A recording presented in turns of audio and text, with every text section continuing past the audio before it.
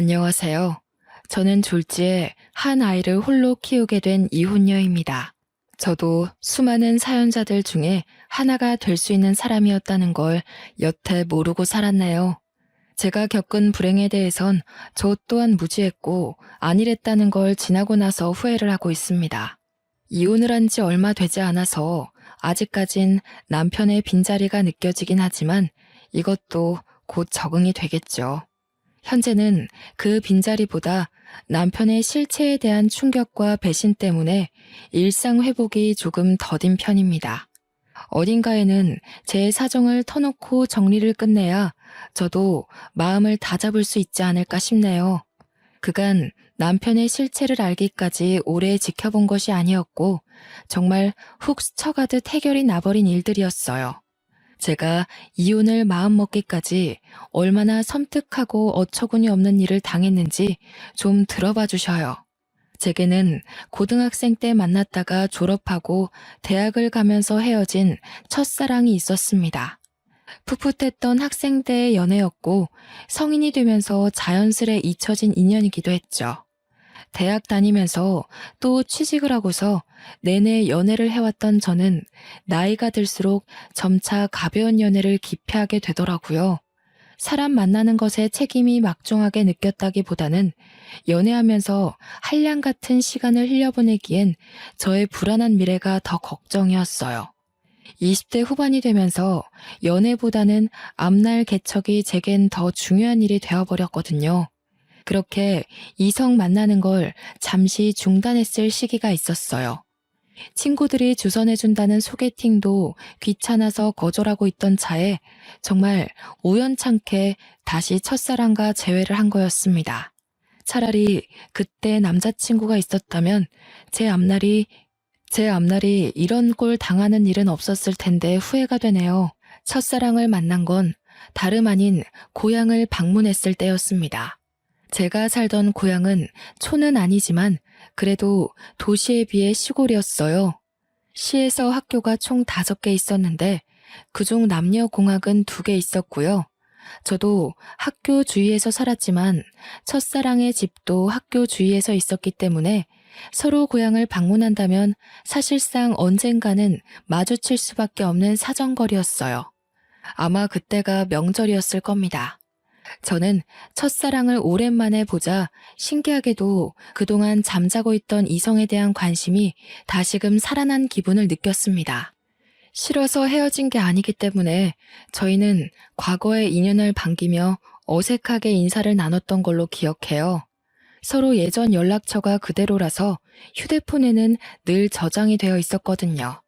그래서 인사랑 간단한 안부만 묻고 헤어진 그날 밤, 명절날 밤 첫사랑한테서 술 한잔 하자고 연락이 왔어요.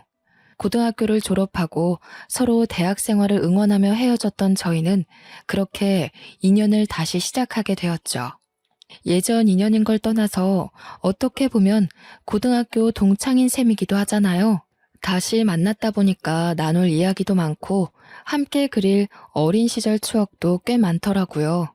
그 때문에 더 급속도로 가까워진 저희는 결혼을 약속하게 되었고 첫사랑이 제 남편이 되는 아름다운 결혼 과정을 만들었네요. 당시 남편은 보험 설계사로 활동하고 있었는데요. 나이가 30대 초반밖에 안 되었는데 실적이 나쁘지 않아 수입이 높은 편이더라고요. 그래서 저희는 신혼을 시작할 때부터 살림이 괜찮았고 넉넉한 상황에서 바로 아이 계획까지 할 수 있었습니다. 남편이 보험 쪽에서 그래도 꽤나 지위 있는 자리였다 보니까 출퇴근이 굉장히 자유로웠거든요. 근데 그게 제가 임신하기에 아주 적절한 환경이 되었어요. 부부가 둘 다 몸이 건강하다 보니 아이는 신혼생활 8개월 만에 바로 생겼어요. 어느 정도 신혼살림이 안정되게 만들어 놓고 바로 아이를 가질 셈이었죠. 피임을 한 번 안 했을 뿐인데 바로 임신에 성공한 저희는 정말로 기뻐서 양가 어른한테 자랑을 했고 배부르기 전에 양가 어른을 따로 찾아가 식사 자리를 따로 가졌습니다. 나는 당시에 너희 둘이 그런 인연이 있었다는 것도 몰랐잖니. 역시 부모가 자식을 다 안다고 해도 실상은 모르는 게 천지가 많네. 같은 고향 사람이 우리 며느리로 들어와서 내가 얼마나 마음이 편한지 모른다. 고향 사람과 결혼하는 게 좋지. 네 시애미는 멀리서 시집을 와가지고 가족도 없고 아는 사람 하나도 없는 곳에서 얼마나 고생을 했다고. 그걸 보는 내내 나도 마음이 안 좋았어.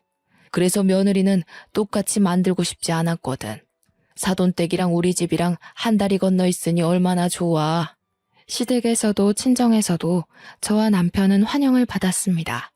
특히나 시댁이랑 친정이 저희가 지연 관계라고 했을 때 정말 좋아라 하시더라고요. 명절 때 집에 방문하면 고생 안 하고 왔다 갔다 할 수 있겠다면서 말이죠. 시모는 언제 한번 제게 따로 전화해서 남편을 잘 부탁한다고 자기 아들이 저에 비해 많이 부족하다고 했는데요. 시모가 그렇게 저를 위해주는 마음이 제게 더 안정감을 주었습니다. 신혼 첫 출발 때만 해도 결국 돌고 돌아 만난 인연과 참 잘 만나서 결혼을 했다고 생각을 했었어요. 당시에는 남편과 운명적으로 시작한 만남이 너무 신기해서 혹시라도 우리가 만나지 못했더라면 이런 행복도 못 누리고 지나쳤을 기회였겠지 싶은 생각도 들 만큼 좋았습니다. 남편도 매번 저더러 역시 가슴속에 남는 사랑은 첫사랑밖에 없다면서 저와 결혼한 걸 무척 행복해했어요. 남편과 저는 우리 아이 건강하게 낳아서 아이한테도 우리가 느끼는 행복을 꼭 전해주자고 다짐을 굉장히 많이 했습니다. 저는 차차 산모에 대한 몸가짐을 하기 위해 직장에다 육아휴직을 냈고 집에서도 이런저런 임신 정보나 육아 지식을 많이 공부하며 지냈어요. 남편은 제가 임신한 기간 동안 정말 많이 신경을 써줬는데 덕분인지 저는 내내 마음이 편했습니다. 명색이 산모인데도 입덧 한 번 하지 않고서 다른 산모들에 비해 나름 편하게 보냈죠. 출산 과정에서도 남편이 저보다 더 긴장한 채 아이를 기다렸다고 들었습니다. 간호사가 나중에 말해줬는데 제가 출산하느라 고비를 넘기고 있을 때 남편이 울었다는 거 아니겠어요? 그 때문에 힘들었던 과정 싹 잊히고 웃음만 나왔네요. 임신과 출산 정보 때문에 인터넷 검색을 하다가 알게 된 건데 어떤 남편은 태어난 아이를 바로 보고 정이 떨어지기도 한다더라고요. 또 출산을 한 아내가 더 이상 여자로 안 보인대요. 솔직히 그런 고민글들을 보았을 때 지레 겁이 났습니다. 아이를 가진 건 너무 기쁜 일이지만 남편의 마음이 변할까봐 걱정도 많이 되었어요. 그런데 괜한 고민이었더라고요. 제 남편은 태어난 아이를 바로 안아보면서 너무 사랑스러운 눈으로 바라보았고 저더러 수고했다고 땀으로 범벅된 저를 한참이나 어루만지며 머리카락을 정리해 주었습니다. 또 하나 마음에 걸리는 게 있다면 남편이 그토록 원했던 딸이 아니라는 게 좀 걸렸어요. 남편은 결혼하기 전부터 딸을 갖고 싶다는 말을 종종 얘기하곤 했었는데요. 대부분 첫째라면 대부분 아들 낳고 싶어 한다는 말도 많이 들었거든요. 그런데 남편은 희한하게 딸을 좋아하더라고요. 요즘엔 딸이 최고라면서 자기 주변에 결혼한 친구가 있는데 친구 딸이 친구한테 애교 부리는 거 보고 그렇게 끔뻑 죽겠더랍니다. 아들은 애교가 많아도 엄마한테나 부리지 아빠한테는 잘 안 부린다고 하네요. 그래서 회복실로 돌아온 저는 남편과 둘만 공간에 남겨졌을 때 혹시나 하고 물어봤어요. 자기 딸 원했는데 많이 아쉽겠다. 솔직히 애 성별 처음 알았을 때 실망하긴 했지. 괜찮으니까 말해봐. 나도 자기처럼 딸에 대한 아쉬움이 있어서 그래. 무슨 소리야. 물론 자기 닮은 딸 갖고 싶었던 건 맞지만 내가 저렇게 예쁜 아들을 두고 어떻게 실망을 해. 딸이야 둘째나 셋째로 또 만들면 되는 거고. 지금은 그저 민우가 너무 예뻐서 딸 생각 전혀 안 나. 남편은 벌써부터 휴대폰으로 아들 물건 쇼핑한다고 저한테 이것저것 물으며 정신이 없었습니다. 다행이었어요. 남편이 제가 임신 소식을 알렸을 때부터 딸 소리를 입에 달고 다녀서 당연히 실망했을 거라고 생각했거든요. 생각해보면 제 생각이 어렸던 거죠. 세상에 어느 부모가 자기 원하는 성별의 아이가 안 태어났다고 실망을 하겠습니까? 남편을 보는 제 마음이 너무 작은 그릇이었나 봅니다. 어느덧 아이가 3살이 되고 아들이 어린이집을 가게 될 시점에 제가 직장에 복귀를 하려고 했습니다. 그런데 남편이 무슨 소리 하냐면서 극구 말리더라고요. 벌이가 아쉬운 것도 아닌데 왜 벌써 일하려고 해? 돈은 내가 뼈 빠지게 벌어올 테니까 당신은 당신 몸이랑 아이 생각만 해. 이때만 해도 제가 전생에 무슨 큰 공을 세웠길래 이리 훌륭한 남편을 얻게 되었는지 하늘에 감사할 따름이었습니다. 남편은 그동안 제게 신경을 쓰느라 고객 관리에 소홀할 수밖에 없었는데 그걸 몰아서 처리하느라 갑자기 바빠졌어요. 남편 출퇴근이 되게 자유롭다고 말씀드렸잖아요. 그 때문에 남편은 오로지 고객 시간에 맞춰주느라 자정돼서 집을 나서기도 했습니다.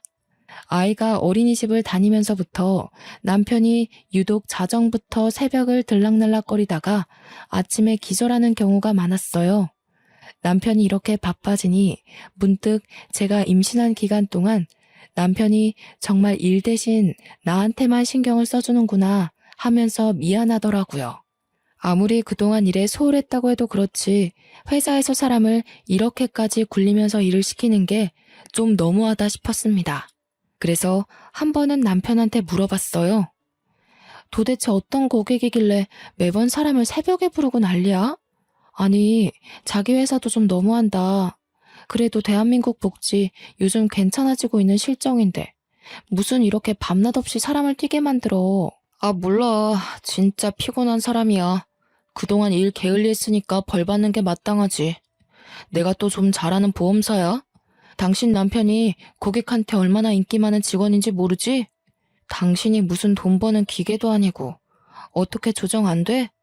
아무리 그래도 사람이 새벽엔 잠을 자야지. 괜찮아. 나 아직 젊잖아. 한참 젊을 때 바싹 벌어놔야 우리 민우 나중에 하고 싶다는 거 다 시켜주지. 민우만 잘 커주면 나 24시간도 뛸 수 있어. 형편이 어려운 상황도 아닌데 이렇게 부지런한 남편을 보니까 굳이 이러지 않아도 되는데 싶었습니다. 하지만 온전히 남편의 일이었고 제가 감히 터치할 수 있는 영역이 아니라고 생각했어요. 또 남편이 아들 위해서 열심히 일을 하고 애쓰는 건데 거기다 대고 일하지 말고 쉬라고 말릴 수도 없는 격이었고요. 그래서 저는 걱정 대신 내조에 신경을 잔뜩 쓰기로 결심했습니다. 남편이 좋아하는 음식과 기력을 보충할 수 있는 요리를 하루에 한 번씩은 꼭 밥상에 올렸어요. 남편도 저의 정성을 알아주는 건지 매번 힘이 불끈 난다고 안아주고 출근을 했습니다.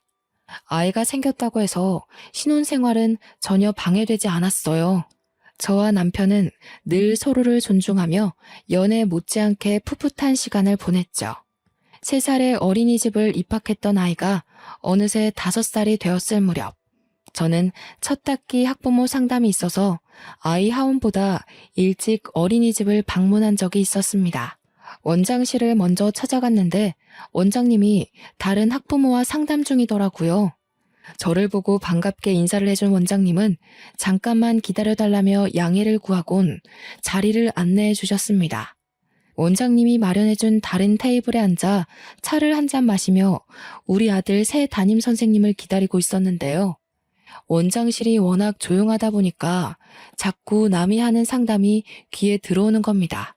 듣자 하니 상담 중인 아이는 이번에 새로 입학하게 될 아이 같았어요. 아빠가 없는 듯 했고 이번에 3살 반으로 들어오려고 입학 상담 중이었습니다.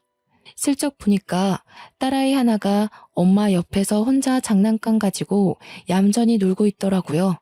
아들도 무척 사랑하지만 저도 딸에 대한 로망이 있기 때문에 자꾸 눈길이 갔는데요.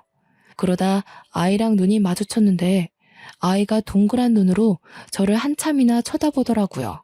양갈래하고서 분홍색 체육복을 입고 있는 딸아이가 너무 귀여워서 손인사를 해줬더니 아이가 쑥스러워하며 모른 척하다가 다시 저한테 관심 주기를 반복했습니다.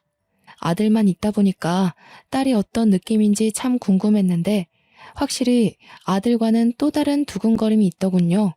저는 테이블 위에 있는 토끼 볼펜으로 그 아이를 유혹했고, 딸아이는 한참 제게 관심을 두고 있다가 곧 의자에서 내려와 제게 다가왔습니다. 정확히는 제가 들고 있는 볼펜에 관심이 있었던 거겠죠. 저는 가까이 다가온 그 아이를 안아서 무릎에 앉히며 토끼 볼펜을 쥐어줬어요. 아이고, 너무 이쁘게 생겼다. 엄마가 머리 묶는 솜씨가 좋구나. 어쩜 이렇게 복숭아같이 예쁠까? 우리 아가는 이름이 뭐예요? 제 말에 아이는 토끼 볼펜에만 신경을 두면서 민주라고 대답했습니다. 벌써부터 말도 곧잘하는 게 딱 봐도 똑 부러진 아이로 클 것 같더라고요. 민주라. 제 아들 이름이 민우이다 보니까 같은 민 돌림이라는 생각에 더 정감이 갔어요. 민우라는 이름은 제 이름이 지민이고 남편 이름이 주후인데 저희 이름 끝자리만 따서 만든 이름이거든요. 만약 둘째, 셋째까지 낳게 된다면 남편이 제 이름을 따서 민자 돌림을 하자고도 했습니다. 그런데요, 민주를 계속 구경하고 쓰다듬다 보니까 문득 오묘한 기분이 들기 시작하더라고요. 민주라는 이름 때문에 막상 우리 아들 생각이 나서 아들 얼굴이 같이 떠올랐는데요. 좀 착각일지 모르겠으나 어딘가 모르게 이 딸아이와 우리 아들이 좀 닮은 것 같은 느낌이 드는 거 아니겠어요? 물론 세상에 비슷한 아이 많으니까 그러려니 하려 했습니다. 애들은 자라면서 얼굴이 달라지니까요. 하지만 그게 한번 신경 쓰이기 시작한 후로 저도 모르게 상세히 민주 이목구비를 뜯어보게 되었는데 쌍꺼풀 없는 눈매도 그렇고 콧볼 모양도 그렇고 한쪽만 보조개가 들어가는 것도 그렇고 왠지 먼 사촌이라고 해도 사람들이 수긍하겠다 싶은 거 있죠. 원장님과의 상담이 끝났는지 민주의 엄마가 아이를 찾다가 곧 제품에 있는 아이를 보고서 죄송하다고 사과를 하며 애를 데려갔습니다. 아니에요. 민주가 너무 귀여워서 제가 불렀는걸요. 애가 어쩜 이렇게 이쁜지 모르겠어요. 저도 딸 하나 낳고 싶었는데 민주 보니까 더 그러네요. 이번에 입학하시나 봐요? 네. 제가 둘째를 가졌는데 그럼 첫째를 제대로 봐주기 어려울 것 같아서요. 웬만하면 5살쯤에 어린이집 보내고 싶었는데 애 아빠가 출장이 잦아서 안 되겠더라고요. 아빠가 없는 줄 알았는데 그게 아니라 기러기 가장인 것 같았어요. 하마터면 실수를 할 뻔했지 뭡니까. 그렇게 민주 엄마와 간단히 안면을 트고서 저도 상담을 마친 뒤 우리 아들과 같이 하원을 했습니다. 아들한테 떡볶이 한 컵을 사주고 집에 들어갔는데 도착하자마자 신발장 앞에 있는 남편과 마주쳤어요. 남편이 집에 있는 줄도 몰랐습니다. 깜짝 놀라서 언제 왔냐고 어디 가냐고 하니까 업무용 태블릿을 깜빡해가지고 집을 지나가는 길에 잠시 들러서 챙겨간다고 왔다네요. 그러고는 바빠서 얼른 가봐야 된다고 하길래 조심해서 가라고 저도 급히 배웅을 했죠. 그 와중에도 아들 바보인 남편은 아들이 주는 떡볶이까지 한 입 먹고 나갔습니다. 남편 바쁜 거야 우리 아들이 어린이집을 다니기 시작할 때부터 그랬으니까 그러려니 생각하고 넘겼어요. 그러나 바로 그날 저녁 남편이 친구 아버지 상 때문에 집에 못 들어갈 것 같다고 빈소에서 바로 출근해야겠다면서 먼저 자라고 하더군요. 친했던 친구의 아버지 상인데 결혼한 친구도 아닌데다가 외동이라서 친구 혼자 빈소를 지켜야 된대요. 그래서 남편이랑 다른 친구들이 도와주기로 했다고 합니다. 그랬구나. 당신 오늘도 얼마 못 자고 출근했잖아. 무리되지 않게 시간 나면 눈 좀 붙여. 친구분들이랑 돌아가면서 도와줘도 되니깐. 잠도 못 자고 출근하다가 혹시 졸음운전으로 사고 날라. 알겠어. 민우랑 밥 먹고 내 걱정은 하지 말고 자. 혹시나 집에 들릴 수 있으면 들어갈게. 참, 민우가 동물원 가고 싶다고 하더라고. 이번 주말에 시간 빼놓을 테니까 당신도 알고 있어. 가정도 챙기고 자기 마누라도 아들도 잘 챙기는 남편이라 저 또한 남편의 안위가 늘 걱정인 사람입니다. 남편의 친구라는 사람은 저도 모르는 사람이 아니었기 때문에 더더욱 마음이 갔고 남편의 자처를 이해할 수 있었어요. 그래서 저도 그 전화를 끊고 내내 마음이 안 좋았죠. 왜냐면 아버지 상을 당한 남편 친구는 예전에 한번 남편이 친구들 만나 술 마시고 뻗는 바람에 만난 적이 있었거든요. 혹시 또 언제 무슨 일이 생길지 몰라서 제가 그때 그 친구와 연락처를 주고받았었어요. 그때 몇 번 안면 트고 말을 텄던지라 막상 저 또한 아버지 상을 모른 척하는 게 솔직히 마음에 걸렸습니다. 몇 번을 고민 끝에 바쁠 테니 문자라도 남길까 싶어 결국 연락을 했는데요. 그런데 생각보다 빨리 날라온 친구의 답장에서 저는 한동안 머릿속이 텅 비어졌습니다. 남편 친구가 전혀 제 말을 이해하지 못하는 거 아니겠어요? 저한테 영문 모르는 답장을 잔뜩 보내더니 오히려 제 말에 남편 친구가 놀라서 전화를 걸어오지 뭡니까? 아버지 상이라뇨? 제 아버지 돌아가신 지가 언젠데요. 어디서 갑자기 그런 말을 들으셨어요? 설마 형준이 그 자식이 그래요? 당황한 저는 남편 친구에게 말을 버벅대며 상황을 설명해 주었습니다. 그랬더니 남편 친구가 오히려 당황하면서 나중에 다시 전화 주겠다고 끊어버렸어요. 그러곤 시간이 지나도 연락이 안 왔습니다. 혹시나 싶어 남편한테 전화를 걸었더니 통화 중이더라고요. 한참 나중에 남편 친구에게 날라온 문자에는 제 남편이 자기 아버지 상이 아니라 다른 친구 아버지 상을 착각해서 말한 것 같다는 내용이 나열되어 있었습니다. 얼마나 정신이 없으면 이런 걸 헷갈릴 수 있는 건가요? 남편의 착각이 이해되지 않아서 남편 친구 문자에 답장을 못하고 있었으나 결국엔 믿을 수밖에 없었습니다. 제가 이걸로 물고 늘어지면 상을 당한 친구의 입장도 난처할 거 아닙니까? 친한 친구의 아버지가 돌아가신 거니까 정신이 없었을 수도 있겠다 생각하며 그렇게 최대한 애써 이해하는 쪽으로 마음을 다잡고 있던 중이었습니다. 그때 아들이 태블릿 하나를 들고 오면서 게임 틀어달라고 졸랐는데요. 그 태블릿은 남편이 업무 볼 때 늘상 들고 다니는 거였어요.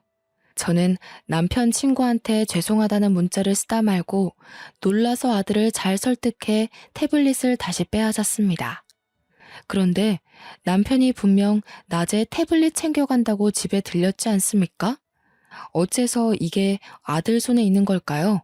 남편이 쓰는 태블릿은 이거 하나인 걸로 알고 있는데 남편이 집에서 챙겨갔다는 기계는 뭘까요? 그날따라 이해 안 되는 남편의 태도가 많았습니다. 때마침 번쩍하고 켜진 태블릿 화면에는 저는 깜짝 놀라고 말았습니다. 웬 아이 얼굴이 있었는데요. 당연히 그 사진의 주인공은 우리 아들이었어요. 그런데 제가 놀랐던 건 잠금 화면이 아니라 내부 화면이라는 거죠. 손가락으로 살짝만 건드려도 잠금 화면이 넘어가는데 남편은 귀찮아서 기기에 잠금을 걸지 않거든요. 그렇게 쉽게 잠금 화면을 열고 다시 들어갔더니 우리 아들이 아닌 웬 어린 여자아이의 사진이 담겨 있는 겁니다. 그 여자애는 제가 어디서 유심히 봤던 아이의 얼굴이었어요. 바로 낮에 원장실에서 봤던 민주라는 딸아이였죠. 이 아이 사진이 왜 여기 있을까는 제게 긴 고민이 되지 않았습니다. 민주 사진을 보자마자 민주의 얼굴이 다시 떠올랐는데 왜 그렇게 정감이 가고 익숙한가 했더니 우리 아들이 아닌 제 남편과 이목구비가 똑 닮은 거 아니겠습니까? 그걸 깨닫는 순간 제 머릿속 회로는 남편의 모든 모습을 의심하기 시작했고 온몸의 털이 바짝 솟았습니다. 대체 이게 무슨 의미일까요? 왜 제 남편과 이 여자애가 닮았으며 왜 남편 태블릿에 이 딸아이의 사진이 저장되어 있는 거죠? 민주는 저도 낮에 어린이집에서 본 게 처음이었어요. 남편이 민주 사진을 갖고 있다는 건 저보다 더 먼저 민주를 알고 있어야만 가능한 일이지 않습니까? 그 사진만 바라보며 멍청하게 서 있던 저는 머릿속에 떠오르는 또 다른 사람, 민주 엄마를 생각하자 출장을 많이 간다는 민주 아빠의 존재가 설마 내 남편은 아닐까 하는 의심이 들기 시작했어요. 한번 꼬리를 문 의심은 걷잡을 수 없이 번져갔고 저의 온 머릿속을 지배하고 말았습니다. 저는 남편 곁에서 언뜻 봤던 고객 정보 데이터를 찾아 들어갔어요. 민주 엄마의 이름을 모르니까 수많은 정보를 뒤져도 찾기가 쉽지 않더라고요. 그러다 정말 기가 막히게 제게 하나의 목록이 눈에 들어왔는데 아기 실비보험으로 등록된 민주 이름이었습니다. 그걸 눌러보니 아이 개월수상 제가 알고 있는 그 민주가 맞는 듯 했어요. 저는 그걸 휴대폰으로 찍고 그곳에 적힌 주소를 당장 찾아갔습니다. 어처구니 없었던 건 주소가 참 익숙하더군요. 이 여자 동네가 우리 고향이지 뭡니까? 심지어 제가 학교 다닐 때 지나가면서 많이 봤던 그 아파트더라고요.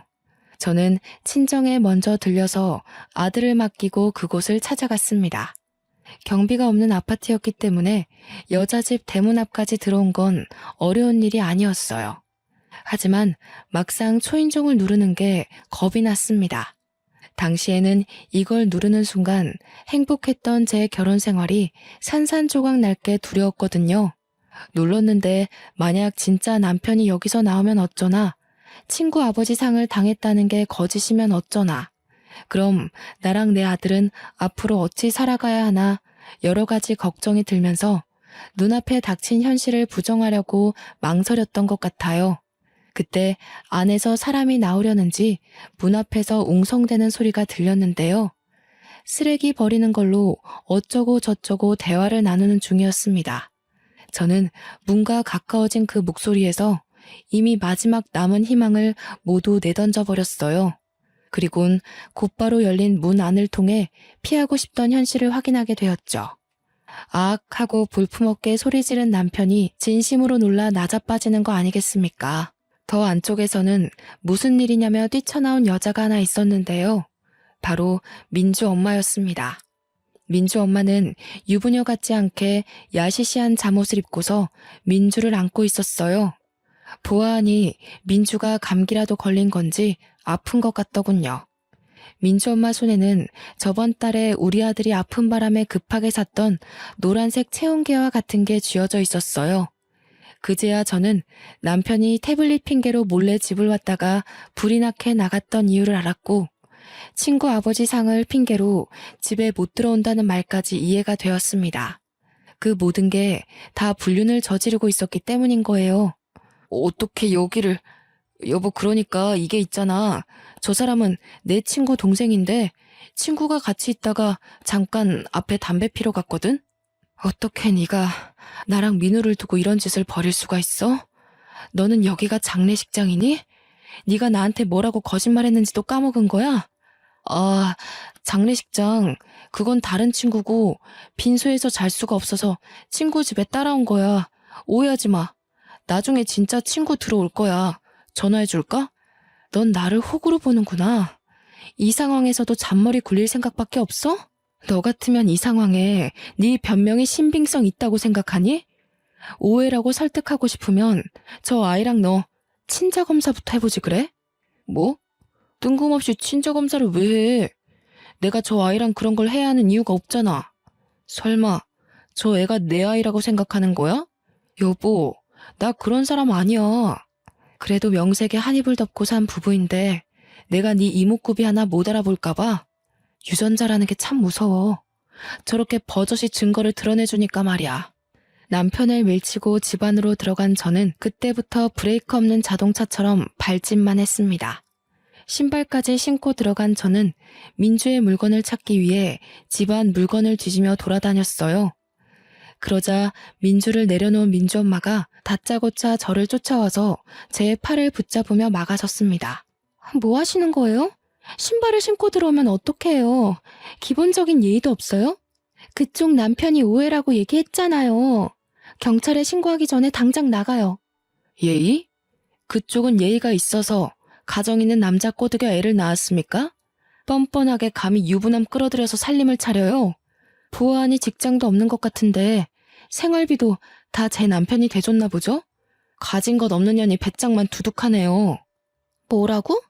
그래, 그렇다면 어쩔 건데요? 유부남들이 바람나는 이유가 뭐겠어요? 현부인한테 질리고 매력을 못 느끼니까 눈 돌리는 거 아니겠어요?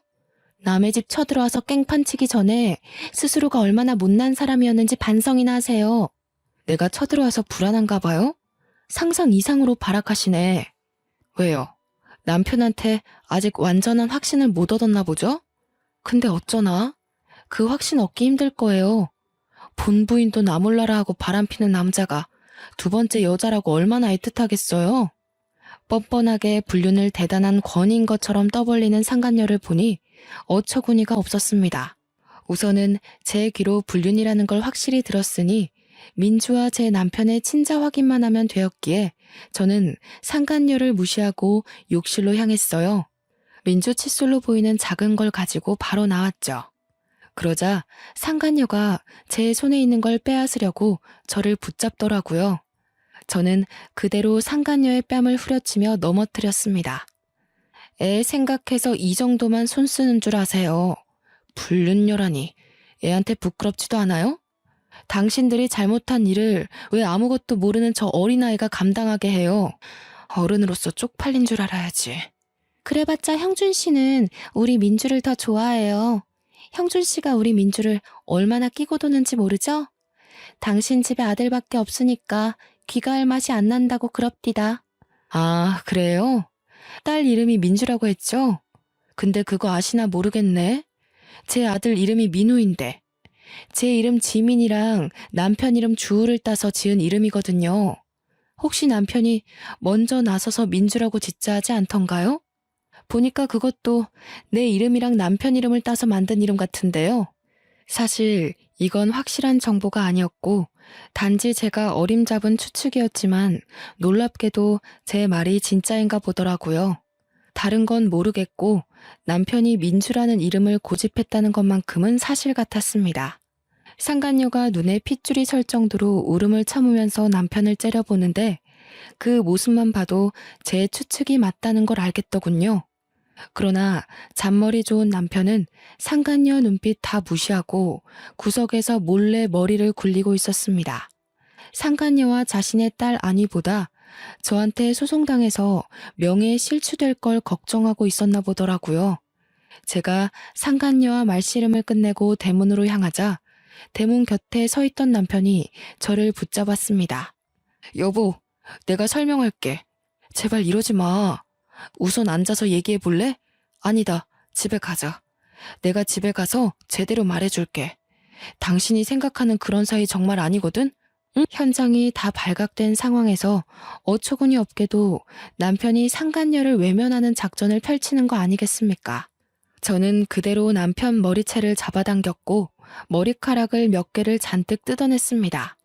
여기서 저 아이가 네 자식이라고 판정나는 순간 너는 인생 쪽날 각오해. 내가 무슨 수를 써서라도 네가 지금 누리고 있는 모든 걸 망가뜨려 놓을 거니까.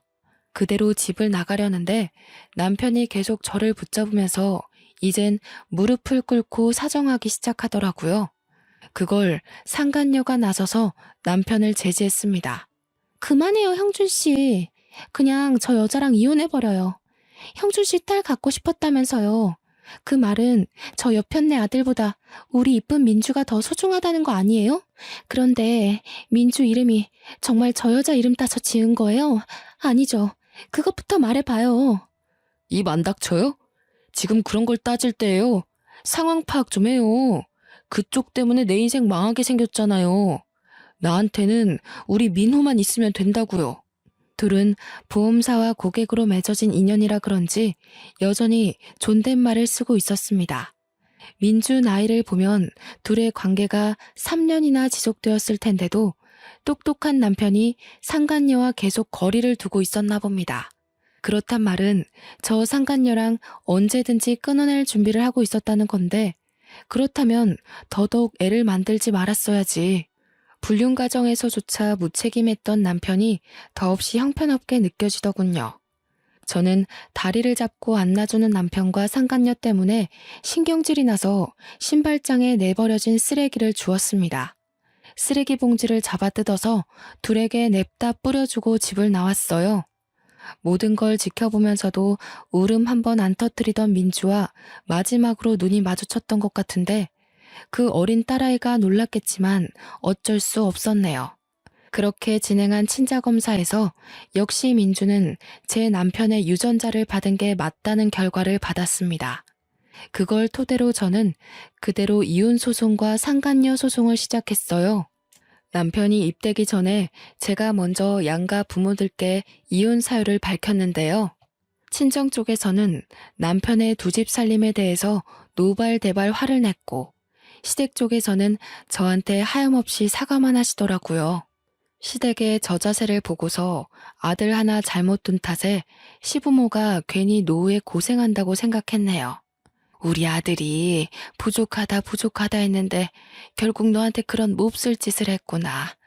애미 된 사람으로서 참 부끄럽고 면목이 없다. 그래도 민우를 두고 너희가 어떻게 갈라서니? 그 어린 것이 무슨 죄가 있어서 부모를 잃어야 돼. 저도 민우 때문에 생각 많이 해봤는데요. 어머님 생각도 일리가 있지만 한편으론 그런 아빠가 있다는 게 오히려 민우한테 상처가 될 수도 있는 거잖아요. 어머님 아버님께서 저한테 잘해주신 거 압니다. 그래도 대놓고 저를 농락한 남편을 어떻게 믿고 살겠어요. 같은 여자로서 어머님이 제 마음 헤아려 주실 거라 생각할게요. 그날을 마지막으로 저는 시부모에게 오는 연락을 한 통도 받지 않았습니다.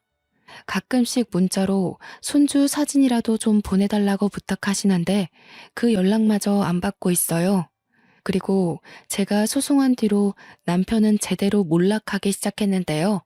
이미지 중요한 보험회사에서 남편의 불륜 사실은 손바닥으로 하늘을 가리는 수준이었고, 남편 때문에 그 회사가 불륜 회사로 낙인 찍히는 바람에 결국 남편은 해고를 당했습니다. 상간녀도 진짜 남편 친구의 동생이었던 건지 남편이 아닌 남편 친구가 저한테 연락이 와서 제발 소송 취하해달라고 부탁을 하지 뭡니까?